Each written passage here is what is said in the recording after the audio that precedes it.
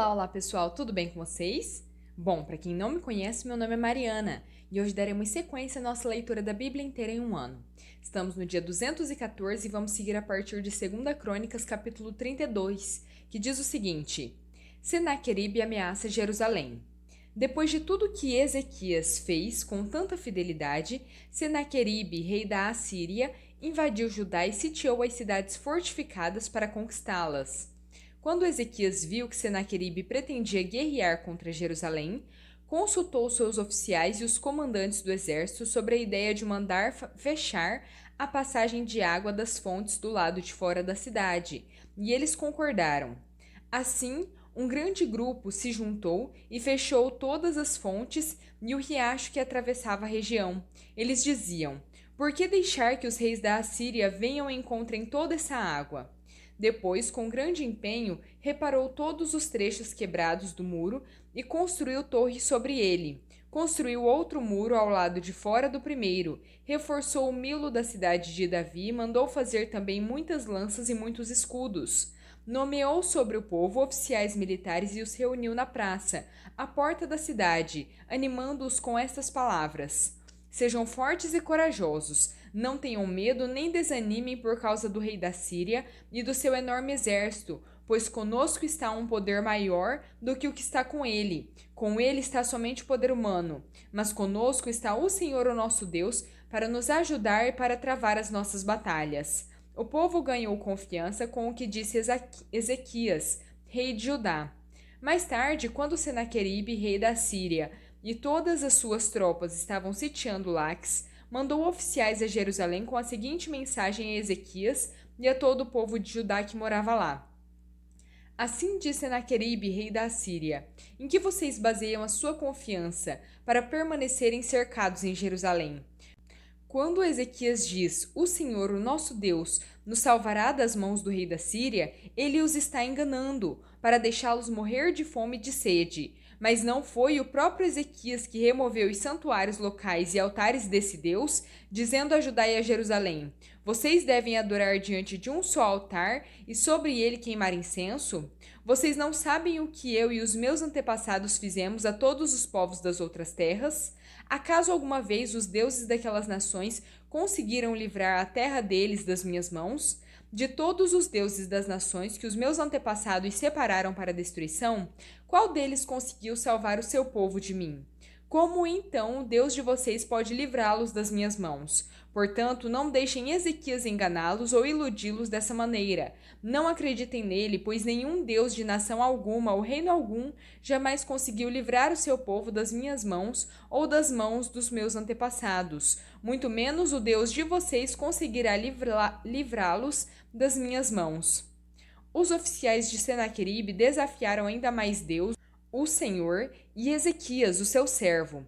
Senaqueribe também escreveu cartas insultando o Senhor, o Deus de Israel, e dizendo contra ele: como os deuses dos povos das outras terras não livraram o povo deles das minhas mãos, assim o Deus de Ezequias não livrará o seu povo das minhas mãos. Então os oficiais gritaram na língua dos judeus ao povo de Jerusalém, que estava sobre o muro, para assustá-lo e amedrontá-lo, com o intuito de conquistarem a cidade. Referiram-se ao Deus de Jerusalém como falavam dos deuses dos outros povos da terra, que não passam de obra das mãos dos homens. Por tudo isso, o rei Ezequias e o profeta Isaías, filho de Amós, clamaram em oração aos céus. O Senhor enviou um anjo que matou todos os homens de combate e todos os líderes e oficiais no acampamento do rei assírio, de forma que este se retirou envergonhado para sua terra. Certo dia, ao entrar no templo do seu Deus, alguns dos seus filhos o mataram à espada. Assim, o Senhor salvou Ezequias e todo o povo de Jerusalém das mãos de Senaqueribe, rei da Assíria, e das mãos de todos os outros, e cuidou deles em todas as fronteiras. Muitos trouxeram a Jerusalém ofertas para o Senhor e presentes valiosos para Ezequias, rei de Judá. Daquela ocasião em diante, ele foi muito respeitado por todas as nações. Naqueles dias, Ezequias ficou doente e quase morreu. Ele orou ao Senhor, que lhe respondeu dando-lhe um sinal milagroso. Ezequias, porém, tornou-se orgulhoso e não correspondeu à bondade com que fora tratado. Por isso a ira do Senhor veio sobre ele, sobre Judá e sobre Jerusalém. Então Ezequias humilhou-se, reconhecendo seu orgulho, como também o povo de Jerusalém. Por isso a ira do Senhor não veio sobre eles durante o reinado de Ezequias. Ezequias possuía muitíssimas riquezas e glória. Construiu depósitos para guardar prata, ouro, pedras preciosas, especiarias, escudos e todo tipo de objetos de valor. Também construiu armazéns para estocar trigo, vinho e azeite. Fez ainda estábulos para os seus diversos rebanhos e para as ovelhas. Construiu cidades e adquiriu muitos rebanhos, pois Deus lhe dera muitas riquezas. Foi Ezequias que bloqueou o manancial superior da fonte de Giom e canalizou a água para a parte oeste da cidade de Davi. Ele foi bem-sucedido em tudo o que se propôs a fazer. Contudo, quando os governantes da Babilônia enviaram uma delegação para perguntar-lhe acerca do sinal milagroso que havia ocorrido no país, Deus o deixou para prová-lo e para saber tudo o que havia no seu coração.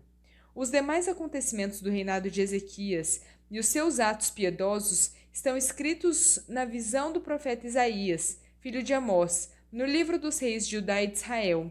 Ezequias descansou com os seus antepassados e foi sepultado na colina onde estão os túmulos dos descendentes de Davi. Todo Judá e o povo de Jerusalém prestaram-lhe homenagens por ocasião da sua morte, e Manassés, seu filho, sucedeu-o como rei. 2 Crônicas, capítulo 33, versículos do 1 ao 13. Manassés tinha 12 anos de idade quando começou a reinar e reinou 55 anos em Jerusalém. Ele fez o que era mal aos olhos do Senhor, imitando as práticas detestáveis das nações que o Senhor havia expulsado de diante dos israelitas. Reconstruiu os santuários locais que Ezequias, o seu pai, havia destruído, e também ergueu altares para os Baalins e fez postes de Azerá. Prostrou-se diante de todos os exércitos celestes e lhes prestou culto. Construiu altares no templo do Senhor, a respeito do qual o Senhor havia dito: Meu nome permanecerá para sempre em Jerusalém. Nos 2 pátios do templo do Senhor, ele construiu altares para todos os exércitos celestes. Chegou a queimar os seus filhos em sacrifício no vale de Ben-Hinom. Praticou adivinhação e consultou os que anunciam presságios e praticam feitiçaria. Recorreu a médiuns e a quem consultava os espíritos. Fez o que era mal aos olhos do Senhor, provocando assim a ira dele. Ele tomou a imagem esculpida que havia feito e a colocou no templo, no qual Deus tinha dito a Davi e ao seu filho Salomão: Neste templo em Jerusalém, que escolhi dentre todas as tribos de Israel, porei o meu nome para sempre. Não farei os pés dos israelitas deixarem novamente a terra que dei aos seus antepassados, se tão somente tiverem o cuidado de cumprir tudo o que lhes ordenei em toda a lei, nos estatutos e nas ordenanças dados por meio de Moisés. Manassés, porém, desencaminhou Judá e o povo de Jerusalém, a ponto de fazerem pior do que as nações que o Senhor havia destruído diante dos israelitas. O Senhor falou a Manassés e ao seu povo, mas não lhe deram atenção. Por isso o Senhor enviou contra eles os comandantes do exército do rei da Assíria, os quais prenderam Manassés, colocaram-lhe um gancho no nariz e algemas de bronze e o levaram para a Babilônia. Em sua angústia, ele buscou o favor do Senhor, o seu Deus, e humilhou-se muito diante do Deus dos seus antepassados. Quando ele orou, o Senhor o ouviu e atendeu ao seu pedido, e o trouxe de volta a Jerusalém e ao seu reino. Assim, Manassés reconheceu que o Senhor é Deus. Romanos 15, versículos 23 ao 33. Agora, porém, não havendo nestas regiões nenhum lugar em que precise trabalhar, e visto que há muitos anos anseio ver vocês, planejo fazer isso quando for à Espanha. Espero visitá-los de passagem e dar a vocês a oportunidade de me ajudarem na minha viagem para lá, depois de ter desfrutado um pouco a companhia de vocês. Agora, porém, estou de partida para Jerusalém, a serviço dos santos, pois a Macedônia e a Acaia tiveram a alegria de contribuir para os pobres que estão entre os santos de Jerusalém. Tiveram prazer nisso e, de fato, são devedores aos santos de Jerusalém, pois se os gentios participaram das bênçãos espirituais dos judeus, devem também servir a vocês com seus bens materiais.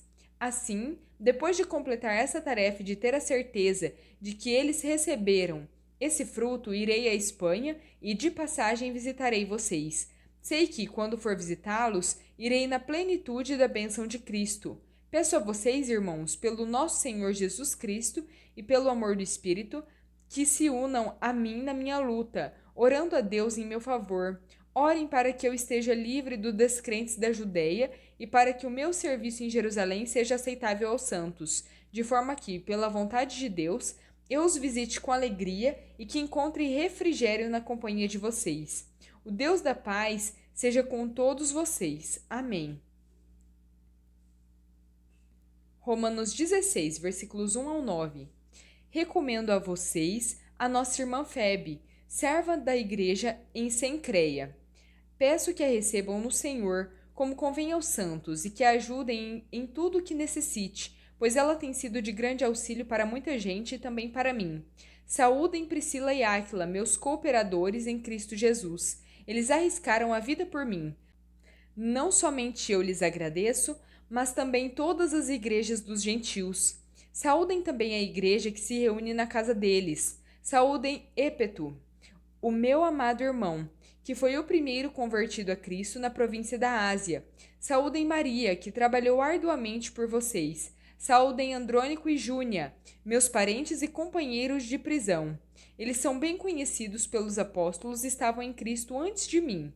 Saúdem Ampliato, meu amado irmão no Senhor. Saúdem Urbano, nosso cooperador em Cristo, e meu amado irmão Estaques. Salmo 25, versículos 16 ao 22. Volta-te para mim e tem misericórdia de mim, pois estou só e aflito. As angústias do meu coração aumentaram. Liberta-me da minha aflição. Olha para a minha tribulação e para o meu sofrimento.